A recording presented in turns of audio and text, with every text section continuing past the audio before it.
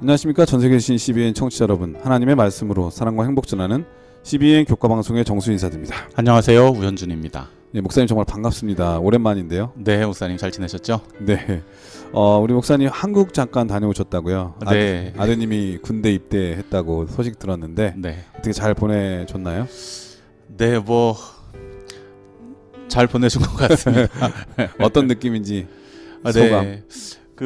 제가 입대할 때 어머니께서 지으셨던 표정이 어떤 의미였는지 또 제가 겪어보니까 조금이나마 좀 알게 되는 것 같고요. 네, 뭐 군 생활을 통해서 아이들도 성장하지만 그 아이들을 떠나 보내는 부모들도 처음 경험하는 것들이잖아요. 그래서 이렇게 좀 성장을 경험하는 것 같습니다. 성장통이 약간 있는 것 같습니다. 목사님 말씀 들으니까 저도 군대 갈 때 생각이 나는데 저도 처음으로 아버지의 눈물을 봤어요. 그때 우리 저희 아버님도 뭐 이렇게 무뚝뚝한 분이신데 아들 군대 간다고 서울역에서 눈물을 흘리시는 장면을 지금 아직도 생생하게 기억하고 있는데, 우리 모든 부모들이 다 그렇지만 군대 간 아들 건강하게 잘 더 성숙해지고 더 건강해져서 돌아오기를 바랄 뿐이죠. 이 방송을 통해서 우리 재림 청년들, 특별히 군 복무하고 있는 우리 재림 군인들 모두 안전하고 건강히 잘 군대의 의무를 마치고 돌아왔으면 정말 좋겠습니다. 아울러 지금 한국 정말 무덥잖아요. 네, 이 무더위 속에서도 장막부흥회가 열릴 텐데요. 그렇죠. 이 말씀의 뜨거움을, 이 무더위를 이길 수 있는 이 하나님의 강력한 무기를 우리 모든 청취자분들이 가슴에 품었으면 정말 좋겠다는 생각이 들고요. 이럴 때일수록 우리가 서로 관심을 가져주고 기도해주는 그런 마음 따뜻한 우리 성도들이 다 돼야 되겠다, 그런 생각이 듭니다.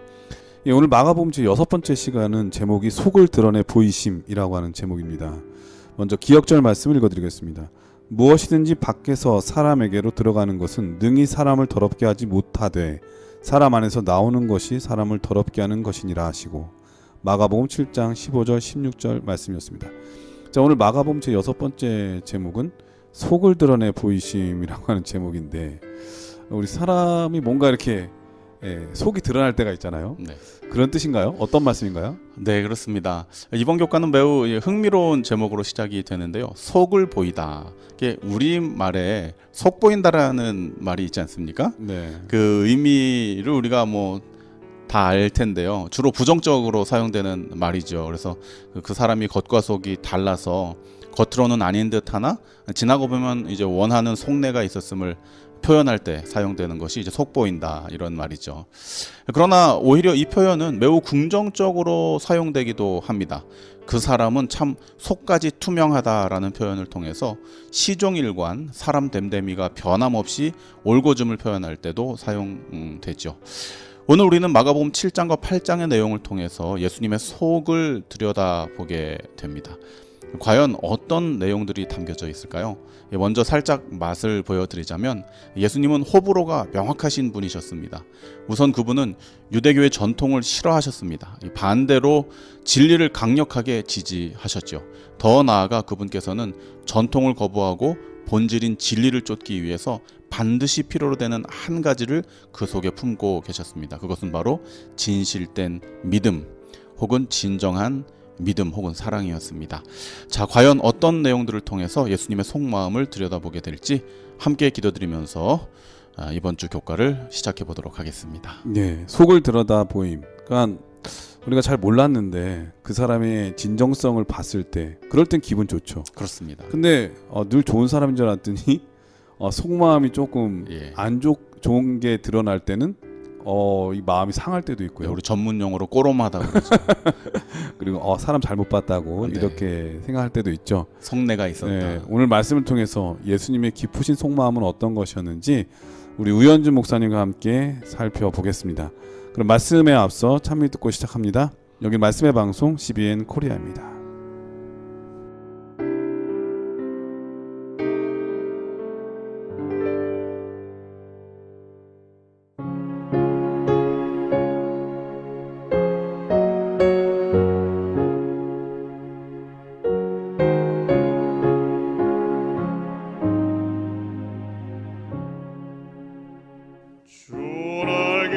주날개민 내가 편하게 있네.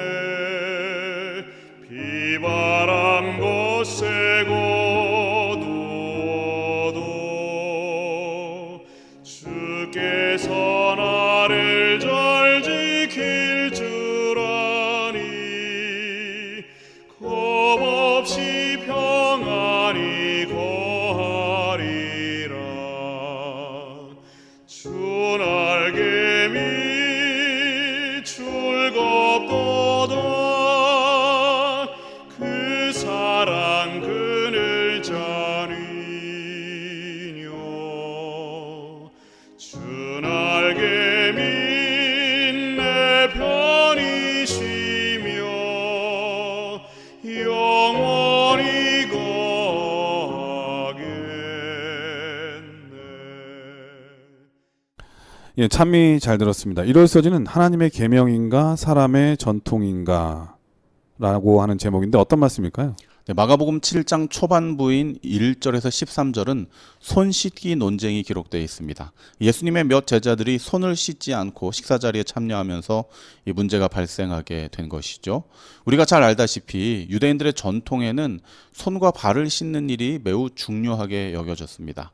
그 기원은 바로 모세의 율법에서 찾아볼 수 있는데요. 출애굽기 30장 21절을 함께 보시겠습니다. 이와 같이 그들이 그 수족을 씻어 죽기를 면할지니 이는 그와 그 자손이 대대로 영원히 지킬 규례니라. 이 말씀을 문자 그대로 받아들이자면 손과 발을 씻는 일이 죽고 사는 문제로 연결되어져 있습니다. 그렇죠? 네. 과연 그 전후 내용은 어떻게 되는 것일까요? 사실 출애굽기 30장에 기록된 이 내용은 성전을 출입하는 제사장들을 위한 제사법의 일부였습니다. 따라서 일반인들에게는 굳이 적용되는 내용이 아니었으며 특별히 성전 이외의 일반 장소에서는 관련이 없는 법이었던 것입니다. 그리고 이 법은 물론 이 외적 청결을 위한 행위이기도 했지만 사실은 제사장들이 성전을 출입할 때 죄로부터의 정결을 위한 영적 의미가 그 본질이었었죠. 그 제사장이 가장 중요한 일 중에 하나가 바로 중보잖아요. 네. 죄 사함을 위해서 노력하는 건데 네. 깨끗함에 대해서 신경을 쓰지 않는다는 거는 그 자체가 문제가 있어 보이잖아요. 그렇죠. 그러니까 예수님께서 제사장의 복무 규정 중에 네. 손발을 깨끗이 씻으라고 하는 것은 위생학적으로 얘기한 게 아니라 그 의미가 더 중요한 거죠. 그렇죠? 그렇습니다. 네, 깨끗하게 하도록 하는 네, 중보의 그렇습니다. 의미. 예. 하지만 이 신구약 중간사로 넘어오면서 일반인들에게까지 이 규례가 확대되었고 본질, 즉 죄로부터의 정결은 잊혀진 채 모든 사람들을 허례허식으로 빠져들게 하는 이 외적인 전통, 다른 말로 이 못된 전통이 되어버린 것이었습니다. 그러니까 속으로는 나쁜 짓 다 하면서 네, 손만 겉으로는 깨끗이 씻으면 끝나는 건데. 네, 그렇습니다. 그거 따라하다가 빌라도가 그렇죠. 큰일 날 뻔했잖아요. 예, 난 손 씻었고, 예. 난 손 씻었다. 깨끗하다. 영원히 수치스러운 이름으로 남겨지게 됐죠. 그렇습니다. 이 속이 은큼한 종교 지도자들은 규례를 빙자해서 예수님과 제자들을 음해하려고 접근해 왔습니다. 하지만 역시 속이 훤히 비치시는 예수님께서는 이 기회를 그냥 넘겨버리지 않으십니다. 물론 이 제자들이 손과 발을 씻고 식사 자리에 참여하는 것은 모두에게 유익한 일이었습니다. 사실 예수님께서도 이 전통을 결코 무시하지 않으시고 그대로 준수하셨죠. 이 마지막 만찬 때 제자들의 발을 씻기시는 모습을 통해 우리는 예수님께서 결코 종교적 전통이나 시대적 문화를 역행하시는 분만은 아니었음을 엿보게 됩니다. 하지만 예수님께서는 이러한 전통과 문화가 복음의 본질인 사람을 구원하고 보호하는 데 사용되지 않고 오히려 사람을 공격하거나 영혼으로 하여금 낙심케 하는 일에 사용된다면 그것은 결코 용납될 수 없음을 말씀하시는 것입니다. 그러니까 좀 비슷한 예를 하나 봤는데요. 네. 예전에 그 시골에서 목회를 할 때 네. 어떤 한 가정을 방문했는데 되게 경건한 가정이었어요. 예. 그런데 아이들이 네. 밥을 먹는데 네. 물을 먹었다고 네. 엄마가 그렇게 화를 내고 혼을 내는 거예요. 식사 중에. 네, 물 먹었다고. 네. 물 먹으면 안 되는데. 우리 그런 거 있었죠. 식사 중에는 물 그러니까 마시면 안 된다고. 아이를 사랑해서 우리가 뭐 그런 말씀을 할 수는 있는데 네. 그것이 얽매여 가지고 정말 무슨 큰 죄를 진 것처럼 해서 아이가 네. 주눅 들고 마음에 상처를 받게 하는 거 이건 더 안 좋은 게 아닌가. 그것도 손님이 와 있는 식사 맞아요. 자리에서. 그러니까 예수님께서 지금 하시는 말씀이 그런 거죠. 그렇습니다. 더 중요한 본질이 무엇인지를 이해를 못하는 네. 유대 전통 때문에 그렇죠? 그렇습니다. 이 예수님께서는 속이 투명하실 뿐만 아니라 남의 속도 잘 들여다보시는 분인 걸 우리가 잘 알잖아요. 이 은큼한 종교자들의 속내를 꿰뚫어 보시고 예수님께서는 마가복음 7장 6절에서 8절에 다음과 같이 그들을 권면하십니다. 가라사대 이사야가 너희 외식하는 자에 대하여 잘 예언하였도다. 기록하였으되 이 백성이 입술로는 나를 존경하되 마음은 내게서 멀도다. 사람의 계명으로 교훈을 삼아 가르치니 나를 헛되이 경배하는도다 하였느니라. 너희가 하나님의 계명은 버리고 사람의 유전을 지키느니라. 이 말씀의 이 말씀의 뜻은 겉으로는 하나님을 위한다고 하나 결국 속으로는 사람에게 주어진 율법을 빙자하여 다른 이들을 못 살게 구는 행위를 통해 우리 주님의 뜻을 그 삶에서 이뤄내지 못하고 있음을 드러내십니다. 더 나아가 아주 확실하게 못을 박으시는데요. 마가복음 7장 9절에서는 다음과 같이 말씀하십니다. 또 가라사대 너희가 너희 유전을 지키려고 하나님의 계명을 잘 저버리는도다. 감사합니다. 이 내용은 무엇을 말하는 것일까요? 이 계명의 본질은 하나님 사랑, 이웃 사랑. 너희가 나를 사랑하면 내 계명을 지키라. 이 사랑 아니겠습니까? 그러나 예수님 당시 사람들은 우리 주님께 충성한다는 핑계로 사람에게 오히려 소홀히 하는 경향이 있었다는 것이죠. 네. 대표적인 예가 우리가 꽤 오래전에도 교과 때 한번 다루었던 것으로 기억을 하는데요.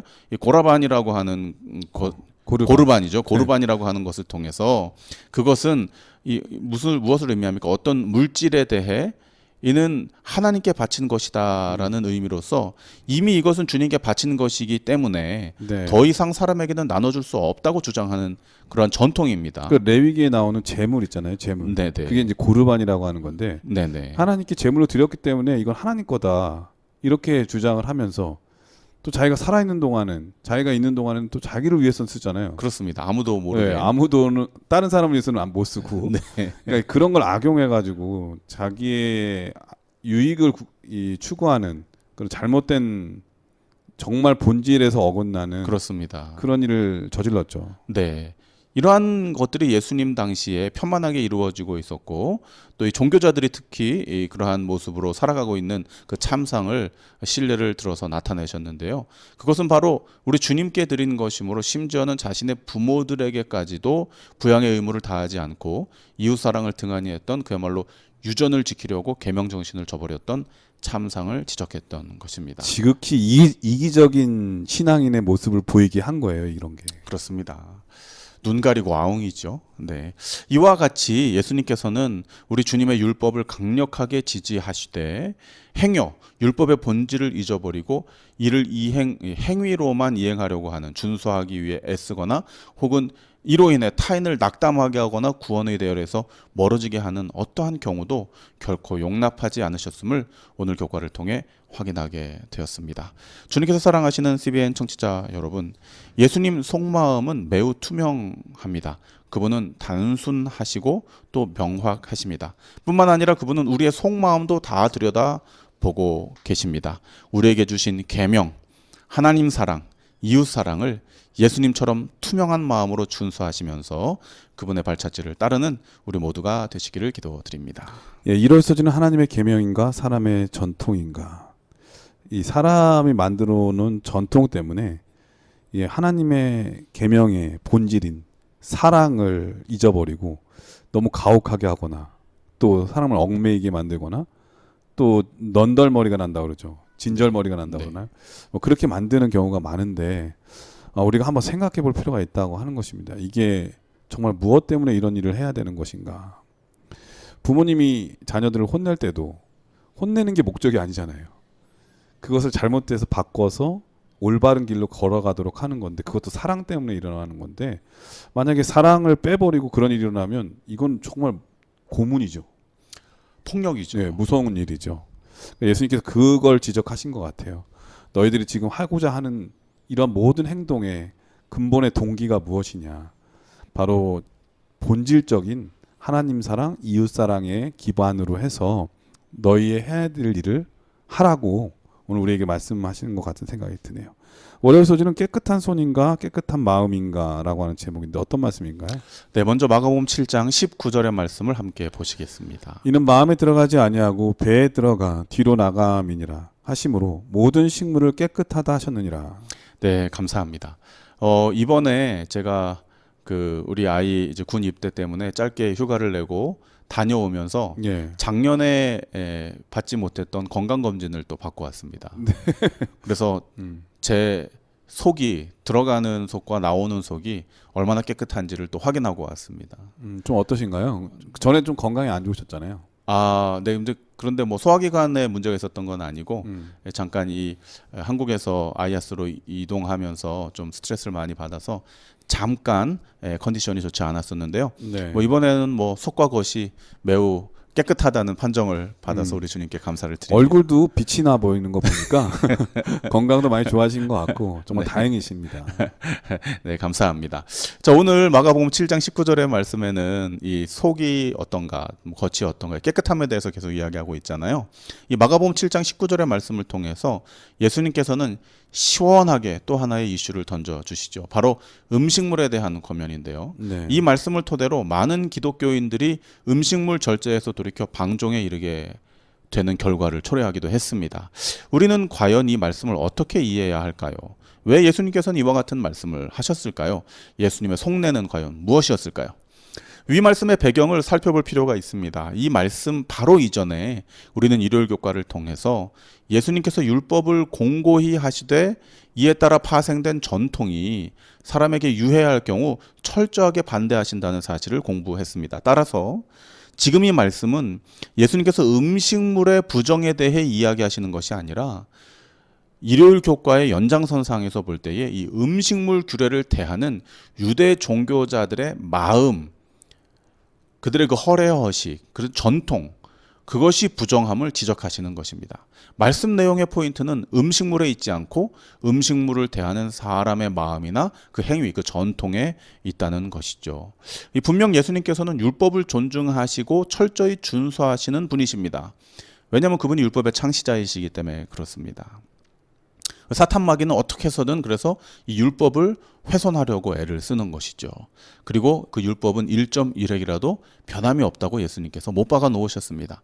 그렇기에 레위기 11장의 음식물에 관한 규례를 예수님께서 무시하실 리가 없으십니다. 그러니까 베드로의 이상을 봐도 알 수가 있죠. 네, 그러니까 베드로의 이상을 봤을 때 그 하나님께서 그걸 이상 중에 먹으라고 했을 때 베드로는 거부하잖아요. 네, 그는 진작에 안 먹는 삶을 살았던 거예요. 네, 근데 하나님께서 그걸 보여주신 것은 정말 그런 부정 음식을 먹으라고 하는 것이 아니라 이방인에 대해서 그렇죠. 그렇게 하지 말라고 하는 네, 고넬료의 가정을 먼저 네. 구원하라고 하는 그 표상이었죠. 벽을 허무르라고 하는 이 베드로의 가장 큰 약점을 하나님께서 고치려고 하셨던 어떤 의미지, 부정한 것을 안 먹었던 그에게 억지로 그 부정한 것을 먹도록 하는 그런 목적이 아니었다는 거, 잘못 이해하면 안 되는 거죠. 그렇습니다. 네, 결국은 마찬가지로 지금도. 네, 이런 말씀을 하신 예수님의 속마음을 우리가 알 필요가 있는 것이죠. 네.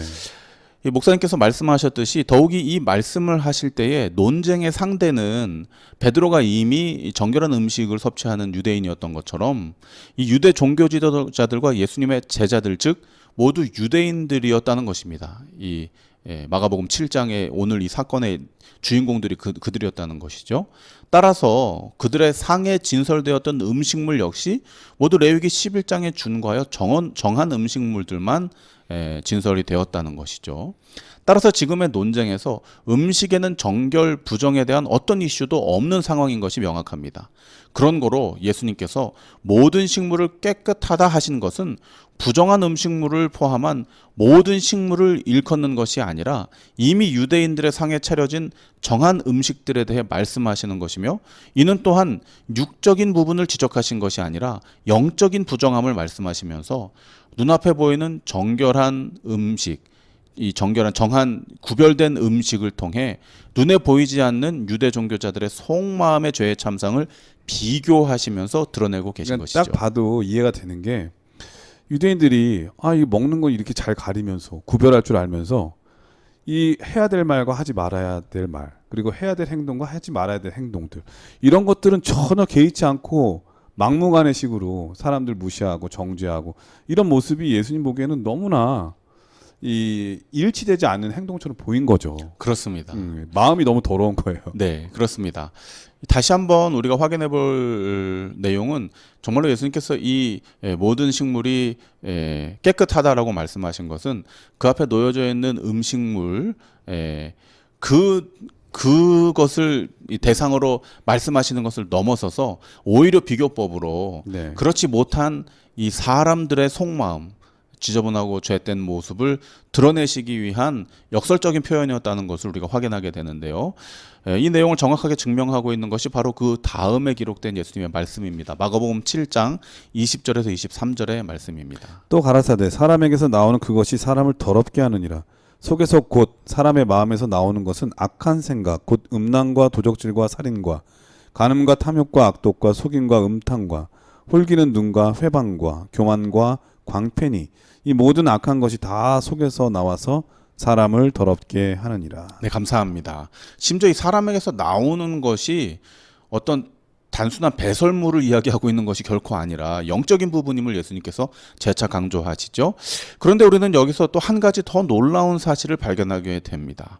이 손씻기 논쟁을 통해서 예수님께서는 곤궁에 처하신 것이 아니라 오히려 이 기회를 활용하셔서 율법의 정신이 명확히 존중되어야 하며 또 이를 훼손하는 일은 심지어 그것이 종교적 혹은 문화적으로 존중받고 있는 전통이라 할지라도 반드시 제거되어야 함을 강조하고 계시다는 사실이죠. 이 대화의 흐름을 부분적으로만 살펴본다면 그때마다의 논쟁에 집중하느라 큰 그림을 발견하지 못하게 됩니다. 하지만 전체적인 대화의 흐름 저변에는 명확하게 주님께서 계명을 직접적으로 언급하시면서 강조하시고 계심을 발견하게 됩니다. 우선 마가복음 7장 7절에서 사람의 계명으로 교훈을 삼아 가르치니 나를 헛되이 경배하는도다 하였느니라는 말씀을 통해 10계명의 처음 4계명의 핵심을 어기는 헛된 예배에 대해서 경고하고 계십니다. 그러니까 첫 번째부터 네 번째 계명을 예수님께서 언급하신 것이죠.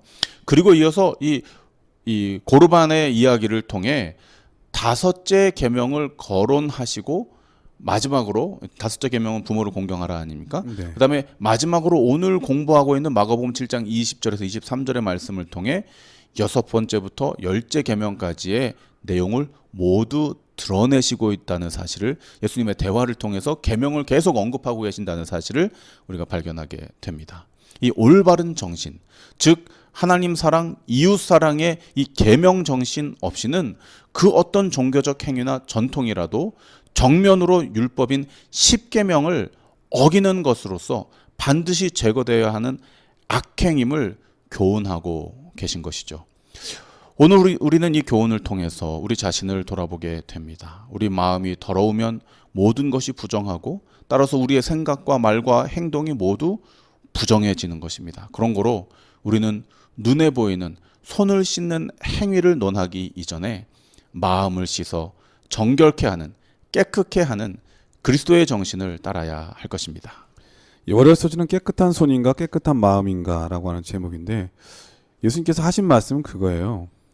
사람이 겉으로 표면적으로 깨끗한 것만 깨끗한 게 아니다. 속마음이 깨끗해야 된다. 온갖 나쁜 짓 다 하면서 매일 목욕하는 사람 깨끗하다고 말할 수 없죠.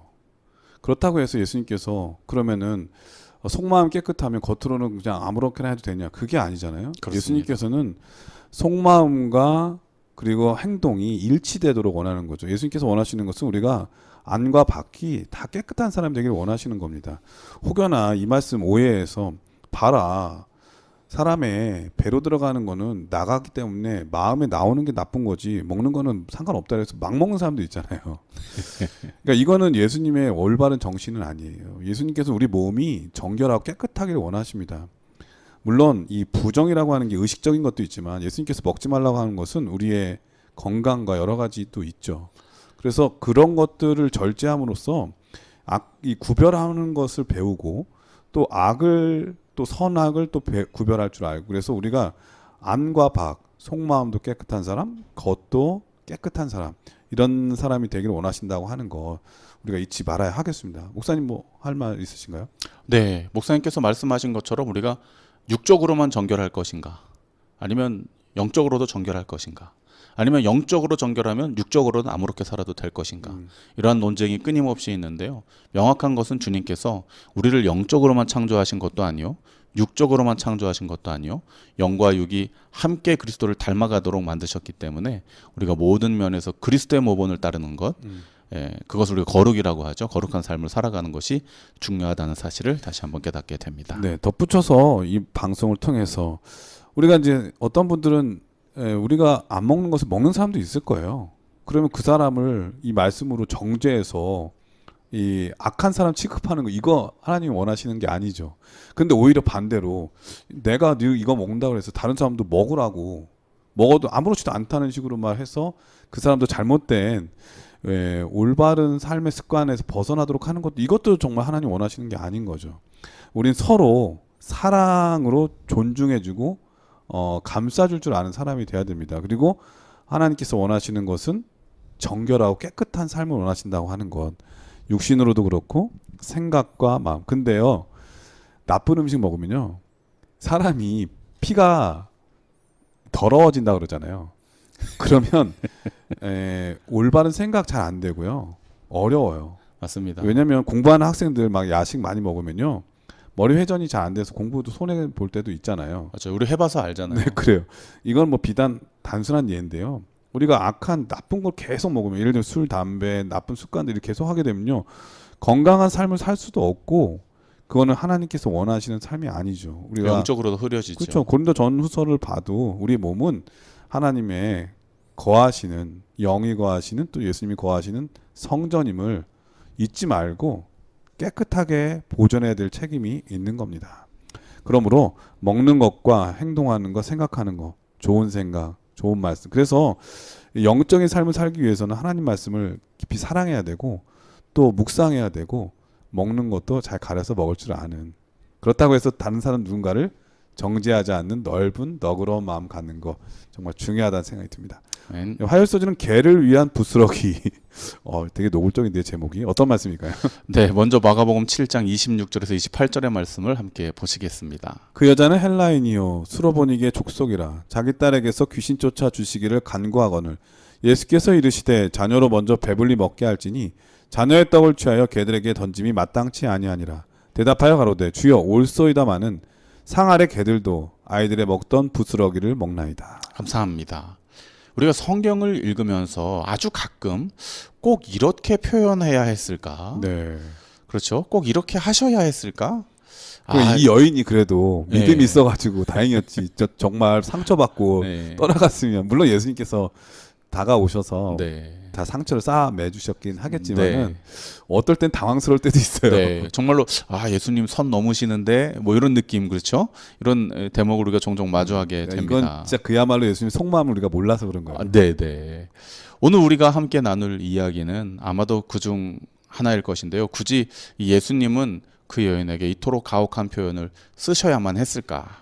또 그 여인의 형편과 사정을 다 아시는 분이 꼭 그렇게 가슴 아픈 곳을 콕콕 골라서 찌르면서 이렇게 말씀하셔야 근데 했을까? 하필이면 또 대상이 개예요, 개. 네. 이 개는 이 당시에 상당히 좀 우리나라도 뭐 이런 용어를 쓰면은 좀 그렇죠. 그렇지만 이 당시에도 이 짐승을 비교해서 얘기하면 상당히 모욕적이죠. 네, 비하적인 발언이잖아요. 맞습니다.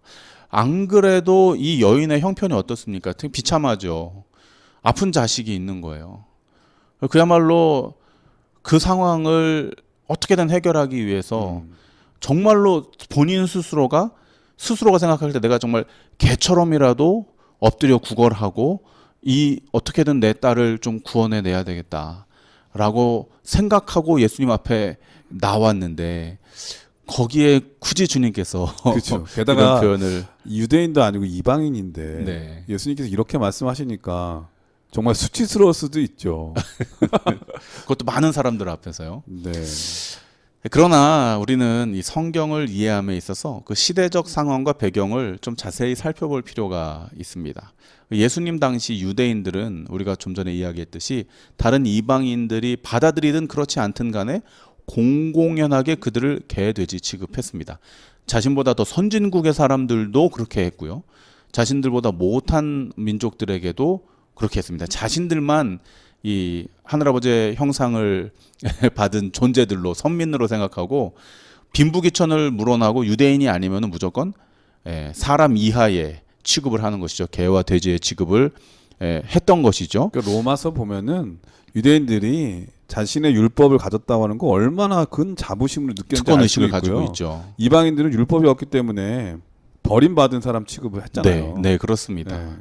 이는 이 유대인들뿐만 아니라 그와 같은 그 정서가 주변 모든 이방인들에게도 매우 익숙하게 알려져 있는 유대인들의 관습이었습니다. 이는 요한복음 4장 수가의 우물가 여인과의 대담에서도, 예수님과의 대담에서도 엿볼 수 있는데요. 예수님을 만난 여인은 당신은 유대인으로서 어찌하여 사마리아 여자 나에게 물을 달라 하나이까라고 묻습니다. 왜냐하면 그 뒤에 기록이 이렇죠. 이는 유대인이 사마리아인과 상종치 아니함이로라. 이건 예수님의 표현이 아니고 이 여인의 표현이거든요.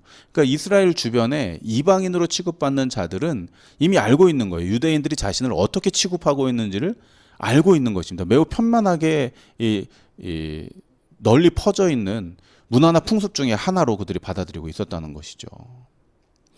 따라서 오늘 이 수로보닉의 여인 역시 당연히 자신을 개, 돼지 취급하고 있는 유대인, 그것도 남성에게 자신의 아픈 딸을 위해 굳이 접근해 도움을 간구한다는 것은 이 여인도 이미 인지하고 있는 것입니다. 저 사람이 나를 어떻게 취급하고 할지를 인지하고 있는 거예요. 근데 일반 유대인이 그런 말 했으면은 아유 유대인이니까 저런가 보다 그럴 수 있는데 네.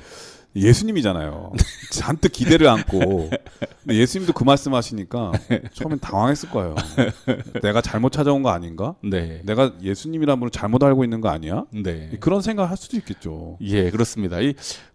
그럼에도 불구하고 어쨌거나 예수님께서 그녀에게 개라고 표현하시는 것이 이 자녀 치유를 위해 간구하는 그녀의 간절함에는 어떤 방해 요소가 되지 않았다는 거예요. 그리고 예수님께서 이 말씀하셨을 때는 이 여인에게 그렇지 않다고 하는 얼마든지 충분히 이해할 수 있는 시그널 무언가 있었어요. 네, 그게 있었으니까 이렇게 하신 거죠. 그리고 그러니까 그 여인도 알았던 거죠. 눈치챈 것이죠. 네. 그리고 사실 우리가 이 시대 소망에 보면요, 이 수로보닉의 여인을 치유하는 현장은 예수님의 주 목적이 그 여인의 딸을 치유하고 그 여인의 믿음을 시험하는 걸 넘어서서 그렇지 못한 시선을 가지고 있는 유대인들과 제자들의 정신을 깨우치게 하시기 위해서 맞아요. 이 일을 하신 거예요. 예수님께서 어떤 행동을 보면은 그 당사자만 그런 게 아니라 주변 사람들, 예를 들면 네. 나사로 살릴 때도 그렇죠. 그렇죠. 나사로 살리는 건 별로 중요한 일이 아니에요. 예수님께는 네. 이 일을 통해서 중요하지만 네, 물론 중요하죠. 근데 그건 얼마든지 할 수 있으니까. 근데 네. 더 중요한 거는 자기가 인생에 죽는 거 말고 영생의 죽음도 제대로 깨닫지 못하는 수많은 나사로보다 못한 사람들, 살아있지만 죽은 죽었다- 자보다 못한. 죽은 자라고 말할 수 있는 그 네. 사람들을 깨우치기 위한 예수님의 그 본질적인 것이 더 중요했잖아요. 네, 이것도 그렇습니다. 마찬가지겠죠. 그렇습니다. 다시 본론으로 돌아오면요, 오히려 예수님께서는 이 유대인들 외에는 이방인들을 개, 돼지 취급하는 그러한 당연시되는 유대인과 이방인의 차별 문화 가운데서도 그녀를 포용하는 표현들을 통해 마음의 용기와 확신을 더해주시는 모습을 우리가 엿보게 됩니다. 첫 번째, 예수님께서는 말씀하실 때 먼저라고 하는 단어를 사용하셔요. 유대인들을 위한 봉사 다음을 연상케 하는 것이죠. 그런 거로 그 표현은 그녀에게도 은혜의 기회가 돌아가게 될 것을 암시하고 있는 것입니다. 네. 나는 이 떡을 내 자식에게만 주지 개에게는 주지 않겠다라고 하면 정말 큰 문제가 발생할 수 있어요. 네. 그런데 예수님께서 먼저 자녀에게 주어야 되지 않겠냐라고 하는 것은 자녀들 식사 끝난 다음에 개돼지 취급받는 너희들에게도 기회가 갈 것이다. 기다리면 얼마든지 기회가 올 것이다. 네. 이것은 명확하잖아요. 예수님의 전도 방법 중에 예루살렘과 온 유대와 사마리아와 땅끝까지 이 지경이 확대되는 것을 보여주시잖아요. 그러니까 너에게도 기회가 있다는 것을 먼저라고 하는 단어를 사용하셔서 굳이 그 말씀을 사용하셔서 그 여인에게 단서를 던져주시는 것이죠. 포기하지 않도록. 두 번째, 예수님께서 자녀의 식탁을 인용하셨다는 거예요. 그러면서 이 개라는 단어는 이 예수님이 자녀들의 식탁을 인용하시면서 개라는 단어를 사용하심으로써 그녀가 일반 들에서 돌아다니는 길개로 혹은 들개로 취급되는 것이 아니라 오히려 가정에서 길리우는 반려견을 지칭하는 개로서의 표현으로서 역시 은혜와 긍휼의 대상이 될 수 있음을 암시하셨다는 것입니다. 집안에 기르는 개들도 그러니까 먹여주긴 하니까 은혜를 주실 수 있겠구나. 그렇죠. 나는 기대를 갖게 한 거죠. 그렇죠. 그러니까 유대인들이 말할 때 개, 돼지 취급할 때에는 사실 그렇잖아요. 짐승, 그다음에 뭐 들에 돌아다니는 관리되지 않는 이제 그런 것들을 표현한 어떤 그러한 풍습이 있었다면 예수님께서는 자녀들의 식탁을 인용하시면서 개라고 표현하신 데에는 그 본 의미가, 그 속마음이 그녀 역시 주인에게서 무엇인가를 얻을 수 있는 은혜의 대상이라는 것을 암시하고 있었다는 것이죠. 근데 이 여인의 반응이 네. 정말 예수님은 기대하셨겠지만 네. 주변 사람들 유대인들이 봤을 때 정말 놀랐겠어요. 야, 그렇죠. 우리도 갖지 못하는 믿음. 그러니까 예수님께서 이 여인의 믿음을 통해서 진짜 믿음 있다고 자부했던 사람들을 부끄럽게 하신 거죠. 그렇습니다. 목사님께서 말씀하신 대로 이 여인의 믿음이 정말 대단한데요. 그녀의 표현을 통해서 우리가 확인하게 됩니다. 이러한 예수님의 포용과 격려의 힘을 얻은 그녀는 담대함으로 이렇게 말하는 것이죠. 먹던 부스러기를 먹기 원합니다. 이는 그녀의 딸을 치유함에 있어서 예수님의 능력 어느 한 부스러기라도 충분한 능력으로 자신의 딸을 치유할 수 있다고 하는 강한 그녀의 믿음을 고백하고 있는 것입니다. 그러니까 이 여인은 예수님의 부스러기라도 받으면 그게 은혜라고 생각했는데 그리고 그 부스러기만으로라도 자기가 평생 노력해서 고치지 못하는 딸의 병환이, 이 귀신 들림이 치유될 수 있다고 하는 강력한 믿음을 말하고 있는 것이죠. 근데 이 유대인들의 그걸 바라보는 유대인들의 교만함 있잖아요. 이 여인을 바라보는 그 눈빛들. 네. 이런 건 정말 큰 병이거든요. 근데 잘 몰라요, 자기만. 그러니까 사실은 예수님 얼마나 안타까우셨겠어요. 그렇죠. 그렇습니다. 그래서 예수님의 이 거친 표현, 아니면 그 당시에 그 흥황하고 널리 편만하게 사용됐던 그 거칠고 정말 인격적인 모욕감을 느끼게 하는 그런 표현들을 예수님께서 그대로 들어 사용하시면서도 그분의 속마음이 그 안에서 다 드러나고 있다는 것이죠. 먼저 내가 할 일을 하고 내 자녀들 다음에 여전히 나의 자녀로서 내 은혜에 포함될 너 역시 구원 얻기를 기대해라. 내가 간다. 기다려라. 그리고 이 자녀의 상이라고 하는 표현을 통해서 그녀 역시 이 주님의 공급하시는 은혜를 받을 대상에 포함되고 있다는 것을 비록 약간 이 모순된 표현이지만 또 거친 표현이지만 그 가운데서 예수님께서 충분히 그러한 속마음을 다 드러내셨다는 것이죠. 이 시대의 소망은 이러한 그녀가 예수님께 어떤 은혜를 입게 되었는지 다음과 같이 표현하고 있습니다. 시대의 소망 401쪽입니다. 그분은 그 여인을 대우하심으로써 이스라엘 사람들이 버림받은 자로 여겼던 그 여자가 더 이상 외인이 아니요 하나님의 집의 자녀가 됨을 보이셨다. 자녀로서 아버지의 선물을 받는 것은 그 여인의 특권이다. 감사합니다. 예수님께 그녀는 주인의 상에서 떨어지는 부스러기를 받아먹는 개가 아니라 함께 식탁에 마주 앉아 떡을 나누는 자녀 중 하나였음을 말해주는 것입니다. 스스로도 나는 개 정도밖에 안 된다고 생각했는데 네. 예수님은 그 정도가 아니라 너는 아니야. 그 정도가 아니라 네. 넌 내 자녀야. 네. 이렇게 인정해 준 거죠. 그렇습니다. 예, 근데 그 중간에 있었던 과정은 네. 자녀가 되기에 충분하다고 하는 걸 보여주는 그렇죠. 증명하는 예, 것이죠. 증명하는 증거가 된 거죠. 네. 때로 우리가 말씀을 받아들임에 있어 그 말씀이 너무 날카롭고 완고해서 이 수로보니게 여인의 상황처럼 마음이 상하거나 낙심될 때가 있을 것입니다. 때로는 오해하기도 하죠. 그러나 예수님의 속마음은 그렇지 않다는 사실을 오늘 이야기를 통해 재차 확인하게 됩니다. 그분은 누구도 차별하지 않으십니다. 모두를 품으시고 포용하십니다. 그리고 그분의 능력은 심지어 부스러기 한 조각이라도 우리의 모든 문제와 상처, 넘어서 우리의 죄악까지라도 도말하실 수 있는 능력이 있다는 사실입니다. 그분의 이 차별 없는 놀라운 능력의 은혜와 사랑에 감사를 드립니다.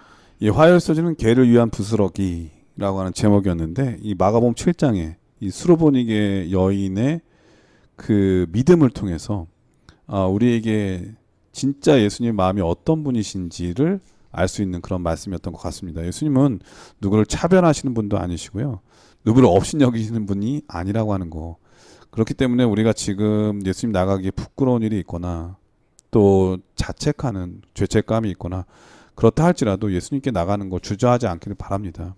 예수님께 나아가면 간절한 사람들은 다 복을 얻고 용서함을 받고 위로를 얻고 축복을 받았다는 사실 여러분 꼭 기억하셨으면 좋겠습니다. 그리고 여기서 참여한 거 들으신 다음에 계속해서 수요일 목요일 서주를 공부하도록 하겠습니다. 여기는 말씀의 방송 CBN 코리아입니다.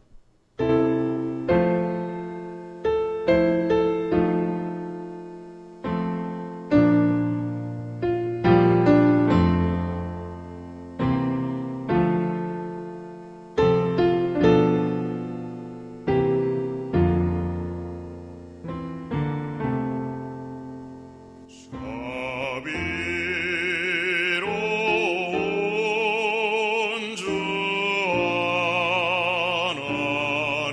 하나님 날 구원했으니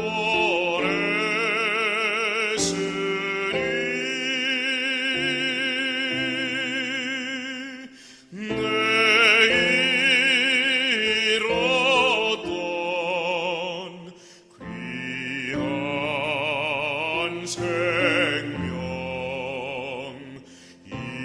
이제야 찾았네.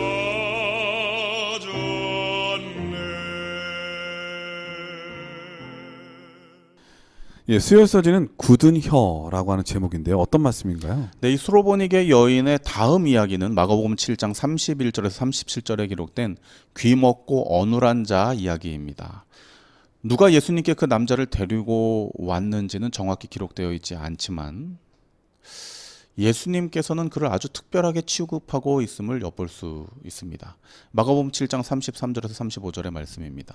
예수께서 그 사람을 따로 데리고 무리를 떠나사 손가락을 그의 양귀에 넣고 침뱉아 그의 혀에 손을 대시며 하늘을 우러러 탄식하시며 그에게 이르시되 에바다 하시니 이는 열리라는 뜻이라. 그의 귀가 열리고 혀에 맺힌 것이 곧 풀려 말이 분명하더라. 감사합니다. 예수님은 그의 곤경을 이해하시고 그를 개인적으로 불러내십니다. 이는 그의 치료를 통해 대중들 앞에서 자신의 능력을 뽐내시는 선보이심으로 유명해지기를 위함이 아니라 진심으로 그 환자 한 명의 치유에 집중하고 계시는 그를 존중하시는 예수님의 속마음을 들여다볼 수 있는 장면이라고 할 수 있습니다. 네. 그리고 그분의 치유 방법이 매우 특이합니다. 목사님 어디 아프시더라도 만약 의사 선생님이 이렇게 목사님 고쳐주신다면 받아들이실 수 있겠습니까? 이거 고치는 거 맞냐고 여러 번 물어봤겠죠. 예, 그것도 그렇고 애들 장난하는 것도 아니고요. 귀 먹었다 그러니까 귀 구멍에다 손가락 집어넣고 네. 그다음에 말이 안 된다 그러니까 글쎄요. 맨손으로 그냥 혀를 만지는 것도 좀 안 그래도 손 씻는 논쟁이 있는 그 유대인들 사이에서 자신의 침을 뱉어가지고 그 침으로다가 손가락에 이렇게 발라가지고 입술에 이 혀에다가 댄다는 것 자체가 예, 요즘 부모님들 중에 젊은 네. 부모님들 중에 할아버지 할머니가 네. 갓난아기들 씹기 어렵다고 자기가 먼저 씹다가 먹던 거 줄 때도 있잖아요. 네. 옛날 그것 때문에 며느리하고 뭐 사이 안 좋아졌다 뭐 이런 얘기 가끔 들을 때가 있거든요. 요즘은 그런 일이 일어나진 않지만 왜냐면 예, 어르신들도 이제 다 배운 분들이고 네. 또 사실은 그게 그 아이를 위한 거지만 겉으로 볼 때는 정말 보기 안 좋을 때도 비위생적이라고 있으니까. 네, 느껴지죠. 그렇게 느껴지니까. 네. 근데 지금 예수님의 이런 행위도 어떤 면에서 주변에서 볼 때는 저거 완전히 그냥 이상한 치료 행위 아니야? 네. 이렇게 오해할 수도 있죠. 네, 유사의료 행위. 네, 충분히. 그래서 예수님이 따로 한적한 곳으로 불러서 하셨는지 모르겠습니다. 어쨌거나 이 손가락을 그의 양귀에 넣으시고 침을 뱉어 그의 혀에 손을 대셨다는 것, 이것은 어떻게 보면 정말로 이 이상한 방식의 혹은 비상식적인 방식의 혹은 뭐 민간 치료라고 표현되는 어떤 그런 유사 의료 행위 요법처럼 느껴지죠. 하지만 이에는 특별한 이유가 있었다는 것입니다. 네. 예수님께서 왜 이렇게 하셨을까? 예수님께서는 그저 이 불쌍한 영혼의 장애를 치유하시는 것만이 목적이 아니었다는 것입니다. 예수님은 얼마든지 말씀으로도 고칠 수 있는 분이시잖아요. 그렇습니다. 그리스도와의 접촉을 통해 이 영혼이 창조와 회복의 능력을 직접 경험하고 깨달음으로 치유의 변화를 경험하기 원하셨던 것입니다. 그렇기에 목사님께서 말씀하신 것처럼 말씀으로도 고치실 수 있었지만 굳이 듣지도 말하지도 못하는 그에게 행하실 수 있는 유일한 방법을 선택하셨다는 것이죠. 그와 직접 접촉하는 방법을 선택하셨다는 거예요. 듣지 못하는 이에게 말씀으로 보다는 이 손가락을 그의 귀에 넣으심으로 그가 느끼는 것입니다. 아, 내 귀가 지금 그리스도의 능력의 손가락에 의해 접촉되고 치유받는구나. 내가 너의 귀를 치유하기 원한다라고 하는 예수님의 마음이 이 손가락을 귀에 넣는 행위를 통해 전달되는 것이죠. 정말 특권이죠, 특권. 그렇습니다. 네. 세상에 성경 역사 어디를 봐도 예수님께서 귀 파주는 사람은 이 사람 한 사람이에요. 혀에 또 손을 대시고. 그렇죠. 예. 아니 근데 정말 이게 낫잖아요. 네. 그러니까 예수님의 이러한 능력이 어떤 분이신지 보여준 것도 있고 또 이 개인을 얼마나 예수님께서 애정을 갖고 대하시는지도 우리가 볼 수가 있죠. 그렇습니다. 예. 우리 사실은 뭔가를 할 때 이 친근함의 표시 그리고 또 애정의 표시는 터치예요, 터치.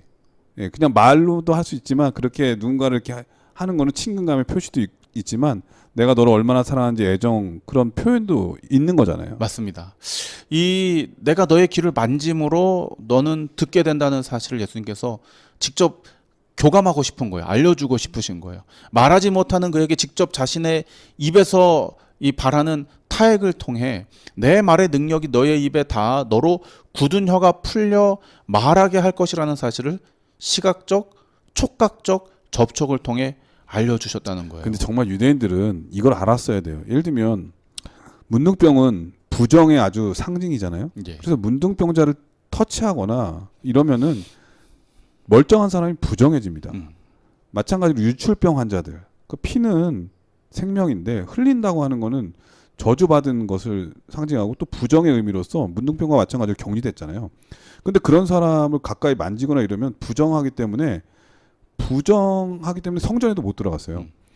그런데 예수님은 반대였잖아요. 문둥병을 만지면 예수님이 부정해지는 게 아니라 문둥병이 깨끗해지고 네. 유출병 환자, 12의 혈루병 앓던 여인은 예수님 만졌을 때 혈병이 치료되고 피가 멈추고. 그러니까 예수님이 부정해진 게 아니라 혈루병 환자가 깨끗해진 거죠. 네. 이 마찬가지로 네. 귀머거리에게 예수님의 터치가 손이 되면 그 귀도 열리고 말 못하는 이 사람이 굳었던 혀가. 예수님의 이 터치면 혀가 풀리는. 그러니까 예수님을 대할 때 우리가 어떻게 대해야 될지를 생각해 보면 와 예수님을 가까이 하면 가까이 할수록 이건 복이 되는 거지 나쁘게 되는 게 하나도 없다는 거잖아요. 그렇습니다. 그러니까 유대인들이 알았어야 될 것 같아요. 이런 모습들을 통해서 우리가 예수님의 속마음을 좀 깨달을 필요가 있어요. 우리가 예수님께서 단순히 치유하시는 의사나 의원 혹은 치유자로 그분을 우리가 그냥 단정 지어버리고 이 혀가 굳고 듣지 못하는 이 어눌한 자를 그저 환자로만 취급한다면 예수님의 이런 이 치유의 행위가 낯설어요. 이상하고 이게 맞아요. 쉽게 이해될 수 없는 부분입니다. 예수님이 민간요법으로 고쳤어 이게 아니잖아요. 네. 지금. 그런데 전혀 다른 시각에서 예수님과 이 사람의 관계를 생각해 보면 충분히 이해가 돼요. 예수님께서 그 사람을 치유하실 때 탄식하셨잖아요. 너무 안타깝고 속상하신 거예요. 왜냐하면 예수님은 그를 창조하신 창조주시죠. 그러니까 아버지신 거예요. 아버지께서 아픈 자녀를 어디 아파하고 만져주시는 거예요. 네. 어디가 아파? 귀가 아프구나. 아이고 귀가 얼마나 아팠을까. 음. 혀가 굳어서 말을 못했어 그동안. 너무 불쌍하다. 탄식하시면서 그 자녀의 굳은 혀를 직접 손으로 만져주시는 거예요. 네. 왜 우리가 모기 물리고 이럴 때 약 없으면 엄마가 그냥 냉큼 침으로 막 바르시고 막 이렇게 하잖아요. 그러니까 지금 목사님이 되게 울컥하셨는데 우리 애들 키울 때 애들 아플 때 막 열나고 막 이럴 때 막 땀 흘리고 막 이럴 때 엄마나 아빠가 안타까운 심정에서 머리 쓰다듬어 주고 얼굴 만져주고 그러면서 한쪽으로 눈물 훔치는 게 엄마 아빠잖아요. 그런 마음이 지금 예수님의 모습에서 드러난다는 거잖아요. 네, 목사님이 터치의 능력에 대해서 표현에 대해서 말씀을 하시니까 이제 공감이 되는데 이제 제 아이가 입대를 이제 했잖아요. 네. 근데 이제 그 입대 전에 혼자서 이렇게 머리를 군인 머리로 다 이렇게 하고 집에 왔더라고요. 근데 이렇게 어릴 적 모습이 이렇게 나오는 거예요. 다 큰 청년인데 어릴 적 모습이 나오고 또 이제 이 녀석이 입대하기 전날 이제 제 옆에서 이렇게 누워 자는데 저는 잠을 한숨도 못 잤거든요. 심정이 이해됩니다. 네. 근데 이제 자는 애한테 제가 뭐라고 말할 수는 없잖아요. 네. 이렇게 그 아이 옆에 앉아가지고 그 까까머리를 이렇게 제가 쓰다듬었어요. 엄청 우셨겠네요. 지금도 약간 이제 울컥하시는데 군대 보내본 엄마 아빠들은 다 느낄 겁니다. 그 사랑을 전달할 수 있는 여러 방법이 있는데 때로는 말보다도 이 접촉과 말 없이 만져주는 그런 것이 그러니까 100마디 말보다 한 번에 손 잡아줌이 더 뜨겁게 떨릴 때가 있죠. 사람은. 그 저는 확신한 건데 예수님께서는 오늘 이 귀 먹고 어눌한 자 한 사람에게 집중하는 것입니다. 그래서 다른 사람들이 뭐라고 하든 나는 신경 안 써.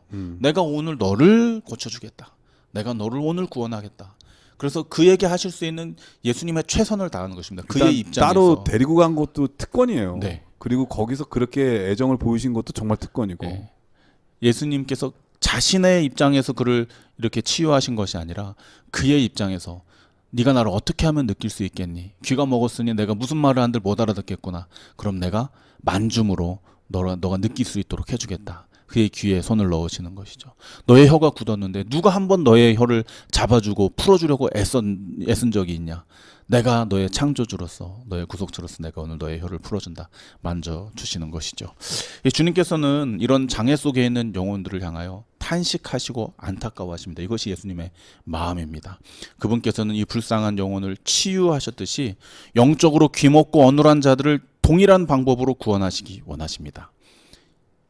이러한 사랑의 주님께서 오늘 우리에게도 동일한 사랑과 은혜로 함께 해주신다는 사실에 감사를 드립니다. 예, 수요일 서지는 굳은 혀라고 하는 제목인데 예수님께서 이 귀가 어둡고 말이 어눌한 이 사람을 고치는 그 장면을 통해서 얼마나 우리 죄 많은 인류, 죽을 수밖에 없는 그러한 인간에 대한 하나님의 사랑이 얼마나 큰지 그 마음을 엿볼 수 있는 그런 장면이었던 것 같습니다.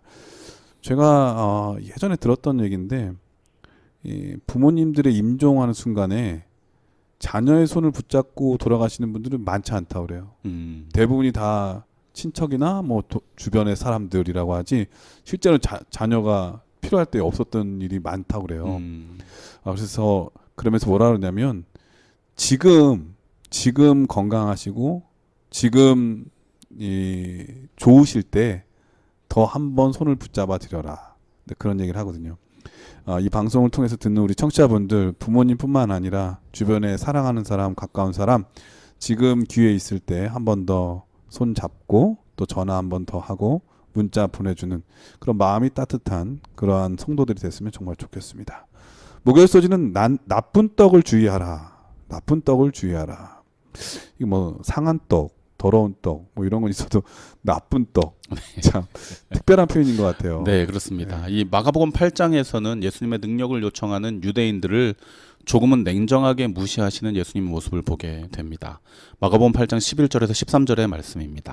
바리새인들이 나와서 예수께 신란하며 그를 시험하여 하늘로서 오는 표적을 구하거늘 예수께서 마음속에 깊이 탄식하시며 가라사대 어찌하여 이 세대가 표적을 구하느냐 내가 진실로 너에게 이르노니 이 세대에게 표적을 주시지 아니하리라 하시고 저희를 떠나 다시 배에 올라 건너편으로 가시니라. 감사합니다. 이는 예수님께서 이미 그들의 영적 상태를 파악하시고 더 이상의 이적이 그들의 마음을 움직일 수 없음을 아셨기에 어떤 면에서는 조금 쌀쌀맞게 냉정하게 그들을 무시하시는 모습을 보이시는 것이죠. 예수님께서는 그들의 영적 상태에 대해 깊이 탄식하십니다. 그런 거로 예수님께서 결코 그들을 무시하시거나 멸시하시거나 포기하셨다고 볼 수는 없지요. 탄식하셨다는 것은 애끓는 마음으로 안타까워하는 것이거든요. 근데 깊이라고 하는 표현을 통해서 예수님께서 매우 그들을 권념하시는 모습을 우리가 보게 되는 것입니다. 정죄하시기보다는 오히려 그들을 불쌍히 여기셨던 것이죠. 그러나 이미 성령을 거스리는 단계에 이르렀던 그들에게 더 이상의 신성한 능력은 무의미했기에 예수님께서는 그들을 떠나셨던 것입니다. 그 다음에 예수님께서는 제자들에게도 조금 까칠한 모습을 보이십니다. 마가복음 8장 14절에서 21절에 있는 말씀인데요. 조금 기니까 한 절씩 목사님과 교독하도록 하겠습니다. 제자들이 떡 가져오기를 잊었음에 배에 떡 한 개밖에 저희에게 없더라. 예수께서 경계하여 가라사대 삼가 바리새인들의 누룩과 헤롯의 누룩을 주의하라 하신대 제자들이 서로 의논하기를 이는 우리에게 떡이 없음이로다 하거늘 예수께서 아시고 이르시되 너희가 어찌 떡이 없음으로 의논하느냐 아무도 알지 못하며 깨닫지 못하느냐 너희 마음이 둔하냐 너희가 눈이 있어도 보지 못하며 귀가 있어도 듣지 못하느냐 또 기억지 못하느냐 내가 떡 5개를 5천 명에게 떼어 줄 때에 조각 몇 바구니를 거두었느냐? 가로되 12이니이다. 또 7개를 4천 명에게 떼어 줄 때 조각 몇 광주리를 거두었더냐? 가로되 7이니이다. 가라사대 아직도 깨닫지 못하느냐 하시니라. 요 내용만 보면 지금 제자들이 굉장히 혼나고 있거든요. 야단 맞고 있잖아. 너 지난번에 어땠어? 내가 이랬어 안 그랬어? 이렇게 막 하시는 거잖아요, 그렇죠? 막 지금 제자들 막 긴장해서 몇 광줄이었지? 4천 명, 5천 명, 12광줄인가 7광줄인가 막 이렇게 하면서 지금 답변하는 모습처럼 이렇게 비춰지게 됩니다. 그러니까 예수님께서 떡 하나로도, 그러니까 네. 떡 5개, 보리떡 5개와 물고기 물고기 2마리로도 5천 명을 먹이신 거. 네. 근데 지금 떡 1개밖에 없다고 지금 고민하고 있으니까 예수님 볼 때는 안타까운 거죠. 예수님께서는 얼마든지 그런 걸 가지고도, 작은 걸 가지고도 이들을 먹이실 만한 능력이 있으신데 걱정하는 거죠. 예를 들면 부모님이 있는데 자녀들이 등록금 걱정하는 것 때문에 괴로워하는 거. 부모님이 있는데 말 못하고 자기 혼자 모든 삶의 짐을 다 무겁게 지고 가는 사람들의 모습, 정말 안타까운 거죠. 부모 입장에서. 그렇습니다. 이 오늘 이 교과의 제목이 나쁜 떡인데요. 떡이 잘못했어요. 떡을 하나, 그 떡 하나 때문에 지금 문제가 발생을 하는 것이죠. 어쩌면 예수님께서 이 상황을 보면요, 제자들 입장에서 볼 때 배가 고프셔서 조금 예민하셨을까? 그렇죠?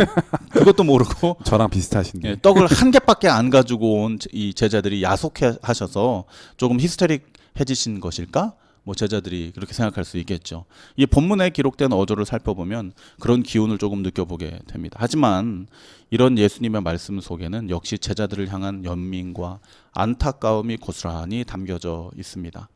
지난 날들 내가 5천 명과 4천 명을 적은 음식으로 먹였던 것을 함께 경험하지 않았냐.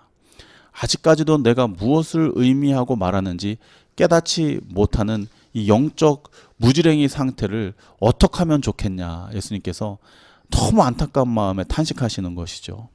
이 예수님은 속을 그대로 다 보여주십니다. 안타까운 현실 속에 있는 제자들을 향해 있는 그대로 자신의 아쉬움과 속상함을 알려주십니다. 그리고 그들을 향한 간절함을 전해주십니다.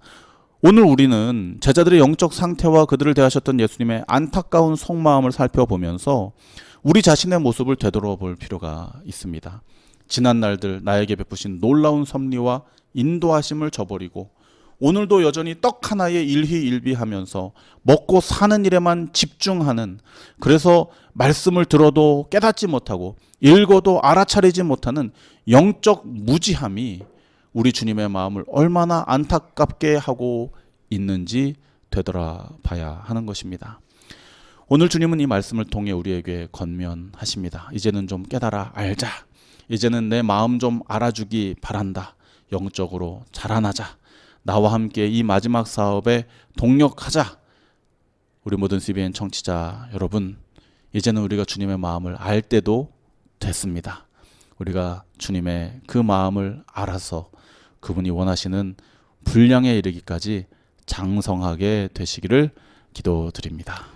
예, 목요소지는 나쁜 떡을 주의하라라고 하는 제목인데, 목사님 말씀을 듣다가 갑자기 예전에 그 영화로도 나왔는데 다큐멘터리 같은 거, 그 80세가 넘으신 그 부모님의 삶의 스토리고 결국 이제 아버님이 돌아가시면서 그 다큐멘터리는 끝나는데, 아버님이 이제 임종을 앞두고 이제 마지막 잔치가 열린 것 같아요. 근데 자녀들이 와가지고 먹는 거 앞에서 싸움을 하는 거예요. 누가 더 잘 모셨냐 안 모셨냐 막 이러면서. 근데 그 음식을 앞에 두고 잔치인데 그 아버지 어머니가 눈물 흘리는 장면을 제가 이렇게 머릿속에 기억이 나거든요. 예수님께서 정말 원하시는 떡은 무엇일까?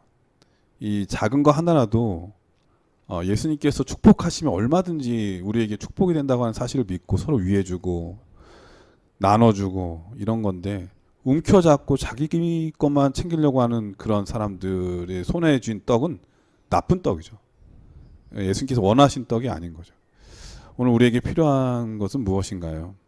예수님의 진짜 속마음은 우리가 풍성해가지고 그럴 때만 나눠주라는 게 아니라 어렵고 힘들 때도 서로 나눠주고 그리고 슬픔은 나누면 반이 되고 기쁨은 나누면은 배가 배가 되죠. 되잖아요. 그러한 마음을 갖고 예수님의 정신을 가지고 살아가는 우리가 되면 좋겠다, 그런 생각이 많이 들었습니다. 목사님께서 이번 교과를 간략하게 정리해 주시고 기도하고 마치도록 하겠습니다. 이스라엘의 종교 지도자들은 말로는 주님을 공경하면서도 마음은 멀리 떠나 있었습니다. 예수님께서 그들과 논쟁하신 것은 진정한 믿음이 무엇인지 알려주시기 위함이었습니다. 아무리 어려워 보여도 수로보니게 여인은 예수님을 신뢰하여 도움을 받았고, 증거가 충분한 가운데서도 유대 지도자들은 오히려 예수님을 배척했습니다.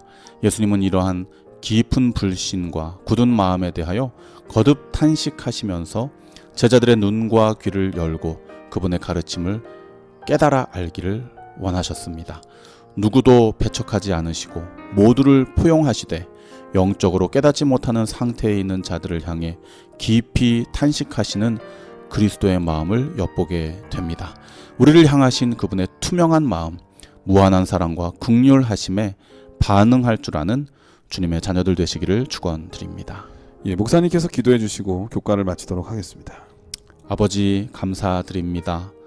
그리스도 예수님을 통해 우리를 향하신 속마음을 모두 보여주시니 감사드립니다. 아멘. 때로는 우리에게 이해하기 어렵고 가혹해 보이는 일들이라 할지라도 그 속 마음이 여전히 우리를 아끼시고 무한히 사랑하시며 영적으로 회복되어 말씀을 듣고 보아 깨닫기 원하신다는 사실을 잊지 않게 하여 주시옵소서. 아멘. 오늘도 그러한 그리스도의 변함없으신 마음을 알아 주님 원하시는 영적 장성한 분량에 이르기까지 성장케 하여 주시옵소서. 아멘. 우리에게 그러하셨듯 우리도 투명한 마음으로 순전히 주님만 따르게 하여 주시옵소서. 아멘. 예수님 이름으로 기도드립니다. 아멘. 아멘. 네, 전 세계 계신 CBN 청취자 여러분, 옛날 책은담이라고 하는 책에 보면은 사나운 말도 잘 길들이면 명마가 되고 품질이 나쁜 쇠붙이도 잘 다루면 훌륭한 그릇이 되듯이 사람도 마찬가지다, 이런 말이 있습니다. 우리의 타고난 천성이 좋지 않다 할지라도, 또 능력이 별로 없다 할지라도 열심히 예수님 안에서 은혜를 받고 다듬어지고 길들여지면 우리도 예수님의 좋은 질그릇이 될 수 있다고 하는 거 여러분 잊지 마시고, 오늘도 시간에 끌려다니지 말고 시간을 관리하는 지혜로운 여러분들의 삶이 되기를 간절히 축원드립니다. 무더위에 건강하시고요. 저는 다음 주에 다시 찾아뵙겠습니다. 안녕히 계십시오. 감사합니다.